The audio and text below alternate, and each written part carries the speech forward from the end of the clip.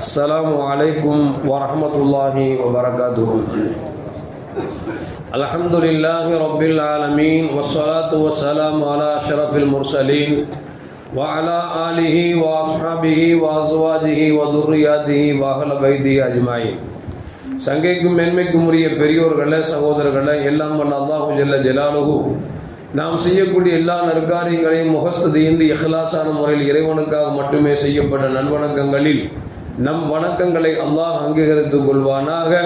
நாம் செய்யக்கூடிய வியாபாரங்களிலும் தொழில்துறைகளிலும் நஷ்டமில்லாத ஹலாலான முறையில் நிரம்ப லாபத்தை பெற்று அந்த லாபகரமான வாழ்க்கையை கொண்டு தம் தேவைகளையும் தேவை உடையவர்களின் தேவைகளையும் நிறைவேற்றக்கூடிய நல்ல பொருளாதாரத்தையும் உள்ள விசாலத்தையும் அல்லாஹ் நம் அனைவருக்கும் வழங்கி அல்வானாக.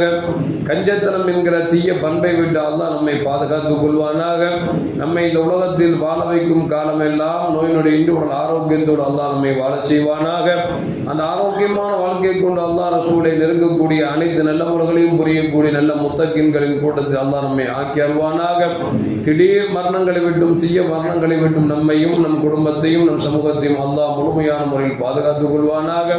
மருத்துவமனையில் செலவினங்களை விட்டும் வேதனைகளை விட்டும் அல்லாஹ் நம்மை காத்தருவானாக.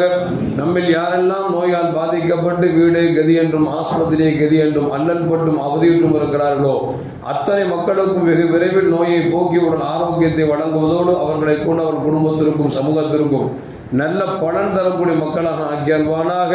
நாம் இந்த உலகத்தில் வாழ்ந்து மறைகிற நேரத்தில் லா இலாஹ இல்லல்லாஹ் முஹம்மது ரசூலுல்லாஹ் என்ற கலிமாவை மொழிந்து ஜன்னத்துல் ஃபிர்தௌஸை கண்ணால் கண்டு அகமகிழ்ந்து சிரித்த வண்ணமாக மரணிக்கக்கூடிய நல்பாக்கியம் பெற்ற மக்களில் அல்லாஹ் நம்மை ஆக்கி அல்வானாக. மரணித்தும் மரணிக்காத இறைநேசரின் கூட்டத்தில் அல்லாஹ் நம்மை ஆக்கி அல்வானாக.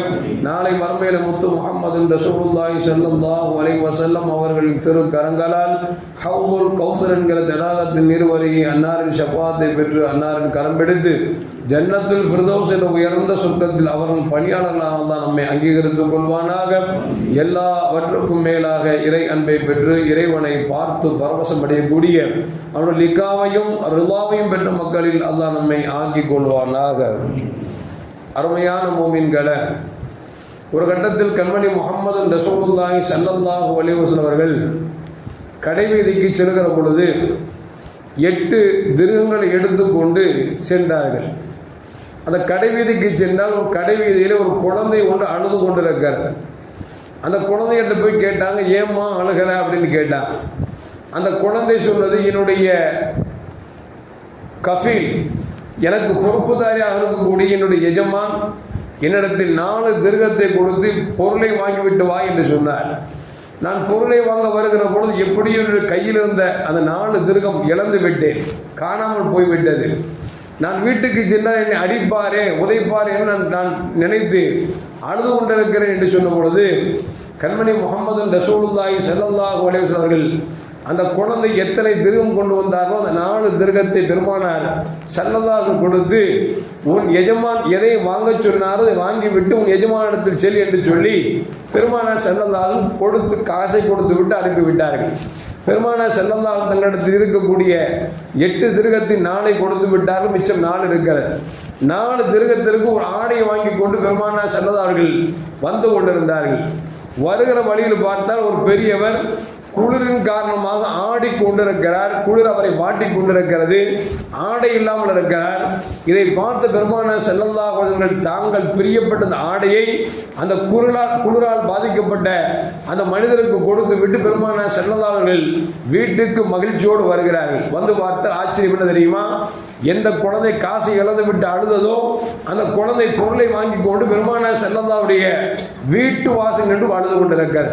இப்பொழுது நபி கேட்டாங்க, காசு தொலைஞ்சுன்னு சொன்னீங்க, காசை கொடுத்துட்டேனே, பொருளை வாங்கிட்டியே, நீ எஜமான்ட்ட போக வேண்டியதானே, ஏன் இங்கிருந்து அழுதுட்டு இருக்க அப்படின்னாங்க. அந்த குழந்தை சொன்னது, தாமதமாகிவிட்டது, வீட்டுக்கு சென்றால் என்னை திட்டுவார், ஏசுவார், பேசுவார், எனவே தாங்கள் கொஞ்சம் ரெக்கமெண்ட் செய்தால் எனக்கு நன்றாக இருக்கும் என்று சொல்லி அந்த குழந்தை பேசுகிறது.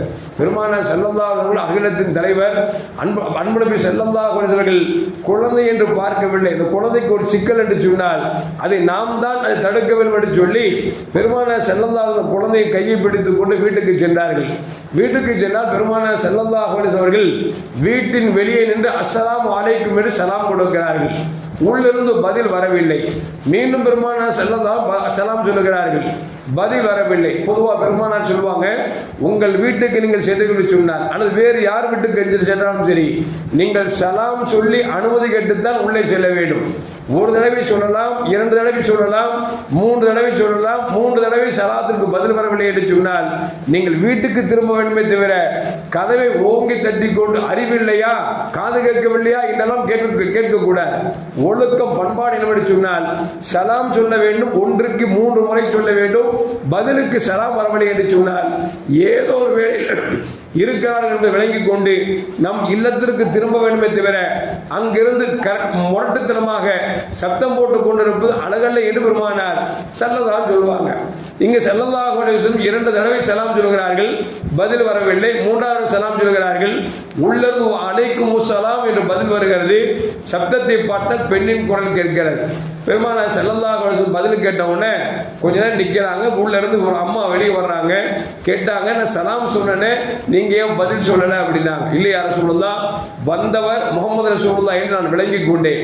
நான் ஒரு தடவை சலாத்திற்கு பதில் சொல்ல வேண்டும் என்று சொன்னால் உங்கள் மீது சாந்தியும் சமாதானம் உண்டாகட்டும் என்று எம்பெருமானார் ஸல்லல்லாஹு வாயில் திரும்ப திரும்ப கேட்க வேண்டும் என்று சொல்லி நான் மெதுவாக சொன்னேன், உங்கள் காது விடவில்லை என்று சொன்ன பொழுது நபிகள் நாயகம் ஸல்லல்லாஹு அலைஹி வஸல்லம் அது இன்முகத்தோடு ஏற்றுக்கொண்டு அந்த பெண்மணி கேட்டாங்க, யார சொல்லலாம், என்ன வீடு தேடி வந்திருக்கிறீங்களே, அது வேலைக்காரரோடு வந்திருக்கிறீங்களே, என்ன காரணம் என்று கேட்ட பொழுது ரசூலுல்லாஹ் சொன்னாங்க, இந்த மாதிரி இந்த குழந்தை வந்த இடத்தில் தாமதமாகி விட்டதாம், அந்த குழந்தை அழுது கொண்டிருந்தது, எனவே உங்களிடத்தில் ரெக்கமெண்ட் பண்ண சொல்லி இந்த குழந்தை கேட்டுக்கொண்டதால் வந்திருக்கிறேன் என்று சொன்ன பொழுது அந்த பெண்மணி விளங்கிக் கொண்டார்கள், ஏதோ நடந்திருக்கிறது என்று விளங்கிக் கொண்டு யார் சொல்லலாம், தாங்கள் வந்ததே பெரிது, நீங்கள் ஏன் எனக்கு ரெக்கமெண்ட் செய்ய வேண்டும், நீங்கள் வந்து ஷமாத்து செய்ததன் காரணமாக இந்த அடிமையை இன்றிலிருந்து நான் உரிமை விடுகிறேன் என்று சொல்லி அந்த பெண்மணி உரிமை விட்டார் என்று வரலாற்றில் பதிவு செய்யப்படுகிறது. எதற்கு சொல்வார்கள் என்று சொன்னால், இழந்த காசை பெருமானார் அவர்கள் கொடுத்தது மட்டுமல்ல, இழந்ததை பெற்ற பிறகும் தாமதமானதன் காரணமாக அழுததை நீக்குவதற்காக பெருமானார் செல்வார்கள் அவர்கள் வீட்டுக்கு வந்து ரெக்கமெண்ட் செய்கிறார்கள் என்று சொன்னால் இதுதான் நபியின் பண்பாடு என்பதை விளங்கிக் கொள்ள வேண்டும். இந்த உலகத்திலேயே ஒரு குழந்தையுடைய அந்த தாமதத்திற்காக பெருமானார் செல்வார்கள் ரெக்கமெண்ட் செய்கிறார்கள் என்று சொன்னால் நாளை மறுமை நினைத்து பார்க்க வேண்டும். எல்லா நபிமார்களும் எல்லா உம்மத்துகளும் தேடி செல்கிற பொழுது எல்லா நபிமாரும் சொல்வார்கள், நான் ஒரு பொய்யை சொல்லிவிட்டேன், நான் ஒரு கொலையை செய்து விட்டேன், அல்லாஹ் அடுத்து நான் என்ன பதில் சொல்ல போகிறேன் என்று சொல்லி எல்லா நபிமாரும் புலம்புகிற அந்த நேரத்தில் கூட கண்மணி முஹம்மது ரசூலுல்லாஹி ஸல்லல்லாஹு அலைஹி வஸல்லம் அவர்கள் யா உம்மத்தி யா உம்மத்தி, என் உம்மத்துகளே வாருங்கள் வாருங்கள் என்று சொல்லி எல்லோரும் அழைத்துவிட்டு அல்லாஹ்வின் சன்னிதானத்தில் சஜ்தா விழுந்து, ரப்பே இந்த மக்களை மன்னிக்காவிட்டால் சஜ்தாவில் எழமாட்டேன் என்று சொல்லி பெருமானார் ஸல்லல்லாஹு பிடிவாதமாக இருக்கிற பொழுது நபியின் அழுகையை பார்த்துவிட்டு அல்லாஹ் சொல்லுவார், நபியே உங்களுக்காக இந்த மக்களை நான் மன்னித்து சொர்க்கத்துக்கு அனுப்புகிறேன் என்று சொல்கிற பொழுதுதான் கண்மணி முஹம்மது ரசூலுல்லாஹி ஸல்லல்லாஹு அலைஹி வஸல்லம் எழுவார்கள் என்று ஹதீஸிலே பதிவு செய்யப்படுகிறது என்று சொன்னால் நபிகள் நாயகம் ஸல்லல்லாஹு சொல்வார்கள், யார் பாங்கு சொல்வதை கேட்டுவிட்டு பாங்கு முடிந்த பிறகு அல்லாஹும்ம ரப்பஹாதிஹி தாவத்தி தாம்மா வஸ்ஸலாத்தில் காயிமா என்கிற அந்த துஆவை முழுதுமாக ஓதுகிறார்களோ